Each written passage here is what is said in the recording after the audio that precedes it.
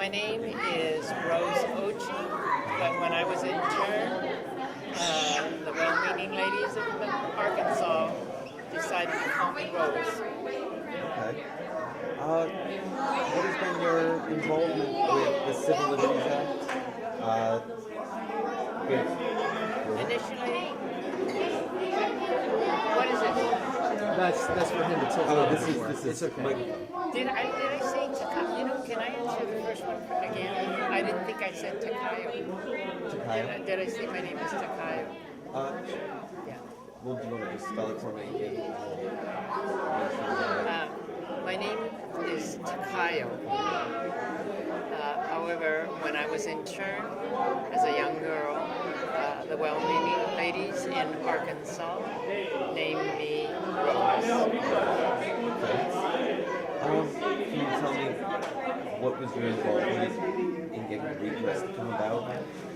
Well, initially, I was National Vice President of the Japanese American Citizens League, and that they have organized an effort to seek redress. It was headed up by Matsui, and it was a legislative committee, and I was an attorney, and so I provided some advice.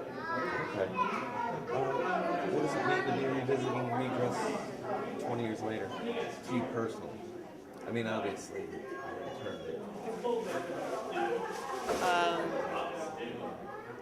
Well, you know, I think that we sought this for our families and those that were wrongfully rounded up and incarcerated by their own government without any due process.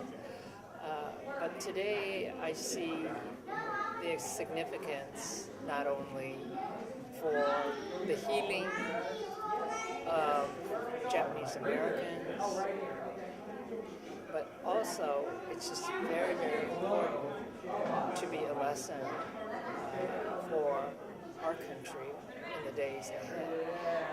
When I was at JCL, actually when I was on the Select Commission on Immigration and Refugee Policy, and there was an effort to round up the Iranian students, and this is during the Carter administration, or no, it was the Reagan administration that followed, and it was only the Japanese American Citizens League that said no.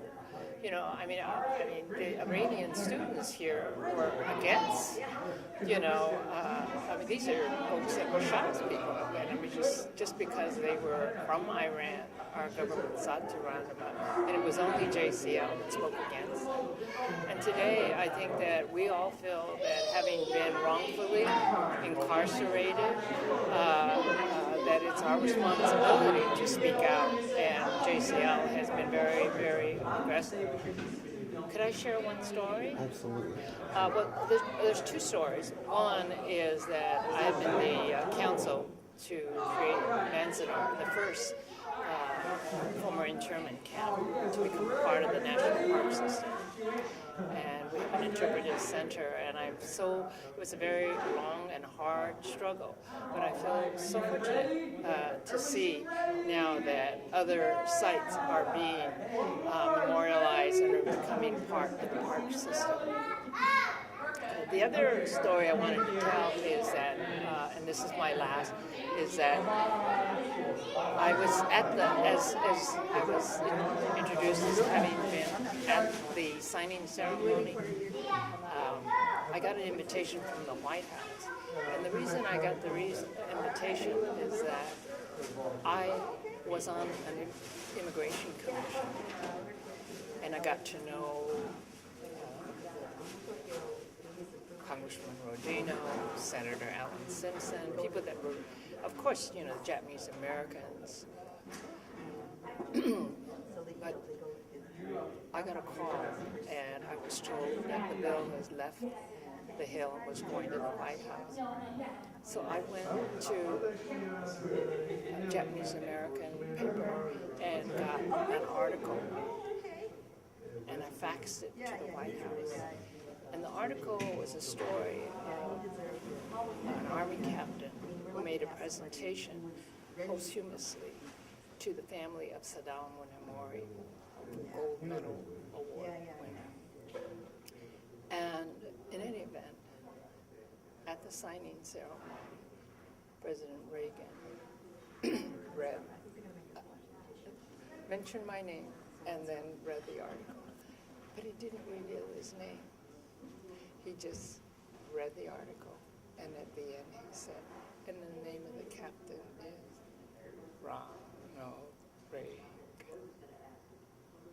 And I believe that there are many, many, many individuals that were involved, but I had a little role because I feel that helped make him decide to have a public signing ceremony and possibly signing the bill and not just necessarily let it go into effect. Or God forbid, vetoing it. But we never had any positive indications from the White House before that. I got a lot of stories, but it's time to go. Yeah.